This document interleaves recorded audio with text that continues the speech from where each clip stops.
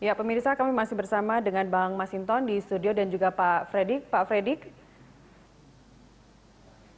Ya, Pak Fredrik masih bersama kami?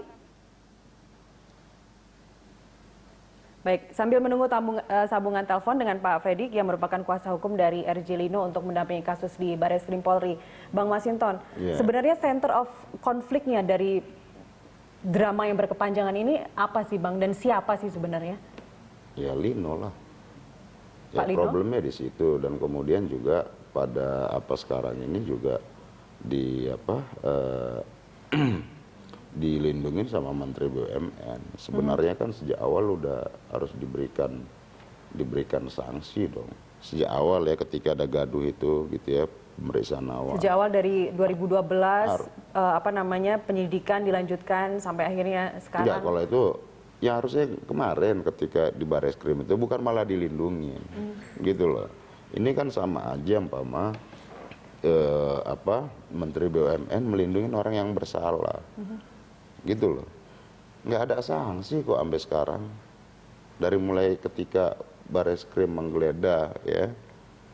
Karena malah orang yang menggeledah yang dicopot, dan sampai sekarang kemudian nggak ada sanksi apa-apa gitu ya. Ketika di pansus juga begitu. Nah, jadi itu yang membuat kita bertanya-tanya ada apa gitu loh. Nah, tadi umpama kalau dikatakan tadi pansus. Siapa tadi kuasa hukumnya tadi itu siapa? Tadi ada Pak Fredrik. Oh iya, saya lupa namanya itu. Nah, jadi menyatakan jangan dipolitisir ya. Memang DPR itu lembaga politik, nggak ranahnya memang di situ ya, ranahnya memang DPR. Dan kita tidak pernah itu mengintervensi penegak hukum. Memang yang mengintervensi penegakan hukum itu bukan DPR, malah datang dari orang-orang yang membacking Lino. Justru DPR adalah ingin mengungkap skandal dalam pengelolaan Pelindo II. Dalam rangka mengungkap, Bang, pansus lanjutan nanti Januari 2016, apakah di sini pansus juga yakin akan diseret lagi tersangka-tersangka baru? Ya, gini nih, jadi kalau pansus itu kan dia ranah penyelidikan secara politik. Ada nggak pelanggaran undang-undang sana? Gitu loh, ya. Nah, bahwa persoalan kalau ada temuan pelanggaran hukum, kita serahkan ke penegak hukum. Nah, nanti penegak hukum lah yang akan menentukan siapa yang harus menjadi tersangka apa secara hukum gitu ya, diminta pertanggungjawaban secara hukum. Setelah Pak Lino dan FN, menurut Anda? Setelah Pak FN dan Pak Lino? Nggak tahu kita perkembangan kasusnya. Jadi kalau itu ditanyakan ke penyidik, kalau di Pelindo itu ya ranahnya itu adalah pengawasan undang-undang. Ada pelanggaran enggak dalam konteks undang-undang? Ada, kalau jika ada, kita kan rekomendasikan ke pemerintah. Oh, ini ada pelanggaran undang-undang tentang ini dan pejabatnya yang ini bertanggung jawab. Kalau dia ada pelanggaran hukum, kita sampaikan ke ranah penegak hukum. Oh, ini kasusnya, silahkan selidiki, dimintain keterangan semua, gitu loh. Silahkan, gitu. Nah, itulah ranahnya DPR. Nah, pansus itu dibentuk kan ketika penegakan hukumnya mandek. Maka dibentuklah proses politik. Gitu. Berikutnya nanti akan panggil siapa lagi, Bang? Ya, semua akan kita panggil. Kemarin dari Hongkong aja kita panggil. Ada banyak kemarin Menteri Perhubungan, baik Pak Mangindaan sebelumnya dan Pak Jonan yang sekarang, Menteri BUMN. Ya, siapapun yang kita anggap penting untuk kita minta keterangan, ya kita undang.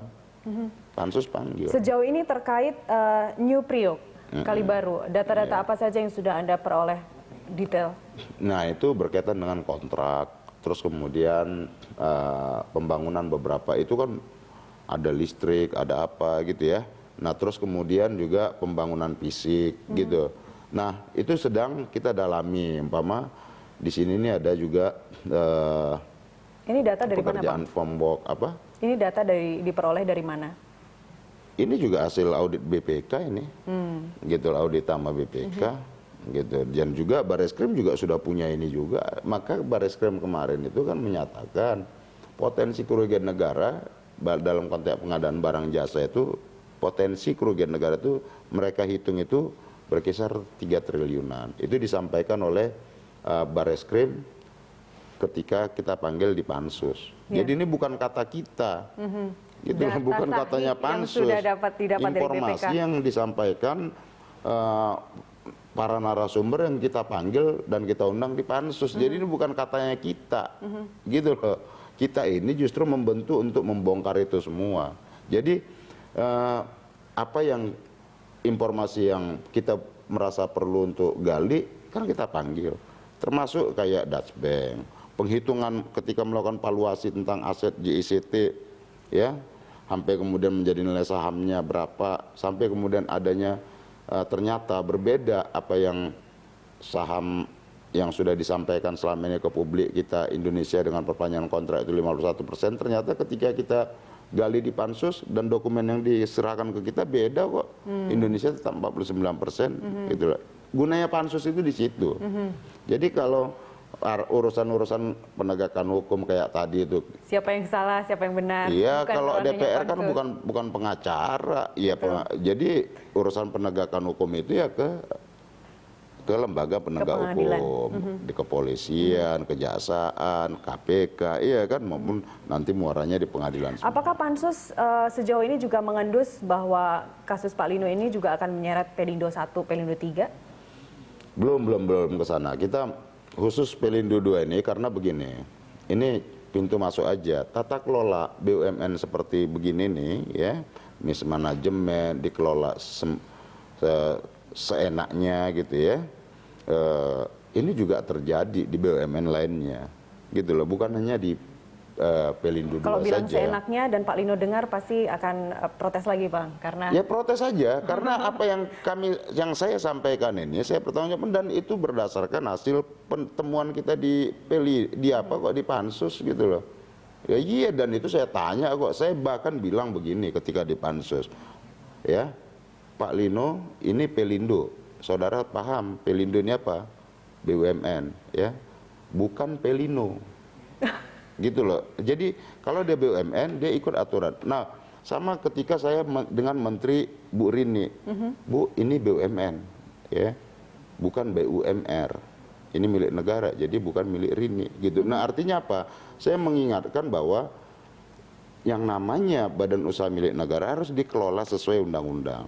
Harus dikelola dalam aspek mengedepankan bisnis yang mendahulukan kepentingan bangsa kita, bukan menyerahkan kepada asing terus kemudian dikelola dengan investasi yang ugal-ugalan, gitu ya, yang itu bisa merugikan kepentingan kita, gitu. Bang, dekat dengan number one dan number two, Bang, nggak ada urusan mau pansus jalan terus.